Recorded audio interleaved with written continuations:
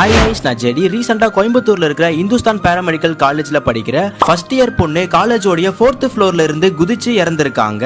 April 15ஆம் தேதி அன்னைக்கு அந்த காலேஜ்ல ஒரு பிராக்டிகல் கிளாஸ் நடந்திருக்கு. அதுக்காக அதர் காலேஜஸ்ல படிக்கிற ஸ்டூடெண்ட்ஸ்களும் வந்திருக்காங்க. அப்படி வெளி காலேஜ்ல இருந்து வந்த ஒரு ஸ்டூடெண்டோடைய பேக்ல இருந்து 1500 ரூபாய் காணும்னு அந்த காலேஜோடைய மேனேஜ்மெண்ட் கிட்ட கம்ப்ளைண்ட் பண்ணிருக்காங்க. அப்போ மேனேஜ்மெண்ட் அந்த பிராக்டிகல் கிளாஸ் நடந்த கிளாஸோடைய சிசிடிவி போட்டோஜை செக் பண்ணும்போது ஒரு சில ஸ்டூடெண்ட்ஸ்லாம் லஞ்ச் பிரேக் அப்போ அந்த கிளாஸுக்கு வந்து போயிருக்காங்க.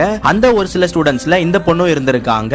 உடனே மேனேஜ்மெண்ட் அந்த ஸ்டூடெண்ட்ஸ் எல்லாரையும் கூட்டிட்டு போயிட்டு விசாரிச்சிருக்காங்க. பட் இந்த பொண்ணை மட்டும் கிட்டத்தட்ட 6 மணி நேரமா விசாரிச்சிருக்காங்க. அந்த பொண்ணு நான் எடுக்கவே இல்லைன்னு எவ்வளவோ டைம் சொல்லியிருக்காங்க. பட் மேனேஜ்மெண்ட் அந்த பொண்ணு தான் எடுத்திருப்பான்னு அவங்களாவே கன்ஃபார்ம் பண்ணிக்கிட்டு இருந்திருக்காங்க. இதெல்லாம் தாங்கிக்க முடியாத அந்த பொண்ணு 4th ஃப்ளோர்ல இருந்து குதிச்சு இறந்திருக்காங்க. எனக்கு தெரிஞ்சு அந்த பொண்ணு எடுத்திருக்க சான்சஸ் இல்ல. ப்ராப்பரான இன்வெஸ்டிகேஷன் பண்ணாதான் தெரியும் அது தற்கொலையா இல்ல கொலையான்னு.